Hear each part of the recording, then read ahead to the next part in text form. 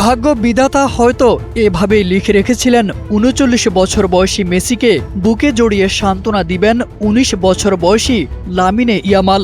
যে হাতে শিশুকালে আশ্রয় পেয়েছিলেন ইয়ামাল, বিশ্বকাপ জিতে সেই হাতই ধরলেন বিষণ্ণ লিওনেল মেসির। আর শিশু ইয়ামালকেও পরম মমতায় বাহুবন্দী করেছিলেন মেসি। ২০০৭ সালে মাত্র ৬ মাস বয়সী লামিনে ইয়ামালকে পরম মমতায় কোলে তুলে নিয়েছিলেন আর্জেন্টাইন তারকা তরুণ লিওনেল মেসি। ইউনিসেফের একটি দাতব্য ফটোশুটে তোলা সে ছবিটি তখন ছিল নিছক একটি মুহূর্ত, কিন্তু বছর গড়াতেই সেটি হয়ে ওঠে ফুটবল ইতিহাসের সবচেয়ে আবেগঘন প্রতীকগুলোর একটি। ১৯ জুলাই বিশ্বকাপের ফাইনালে সে ছবির যেন নতুন অধ্যায় লেখা হলো।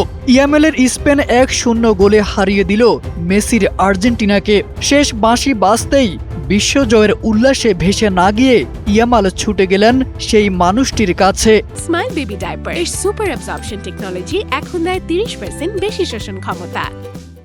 যিনি একদিন তাকে বুকে আগলে রেখেছিলেন, বিষাদে নুয়ে পড়া মেসিকে শক্ত করে জড়িয়ে ধরলেন নতুন প্রজন্মের এই তারকা।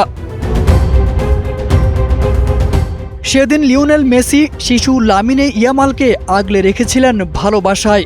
আজ সেই শিশুই বিশ্বকাপ জয়ের আনন্দের মধ্যেও ভুলে যাননি তার শৈশবের সেই প্রতীকী স্পর্শ। ফুটবলের সবচেয়ে সুন্দর ছবিগুলোর একটি যেন নতুন করে জীবন্ত হয়ে উঠল এক কিংবদন্তির হাত থেকে আরেক কিংবদন্তির হাতে, স্বপ্নের মশাল তুলে দেওয়ার নিঃশব্দ কিন্তু চিরস্মরণীয় মুহূর্ত। তারেক আজিজ খান, NPB।